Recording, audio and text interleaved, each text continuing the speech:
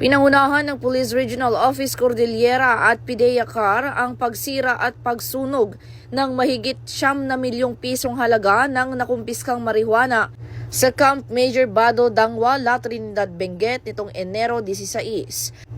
Aabot sa 82,488.88 grams ng tuyong marijuana stalks na may dahon at fruiting tops ang sabay-sabay na sinunog sa pangunguna ni Police Colonel Ledon Monte, ProCAR Deputy Regional Director for Operations at PIDEA CAR Director Martin Francia kasama ang kinatawan ng DOJ, EMB, PAW, media at barangay officials. Ang nasabing iligal na droga ay nakumpiska noong Oktubre 6 nakaraang taon sa isang checkpoint operation ng Kibungan Municipal Police Station sa Benguet.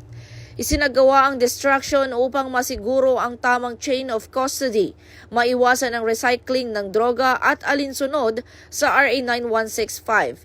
Pinagtibay ng aktibidad ang mahigit at nagkakaisang kampanya laban sa iligal na droga, isang malinaw na pagsasabuhay ng bagong PNP para sa bagong Pilipinas, serbisyong mabilis, tapat at nararamdaman.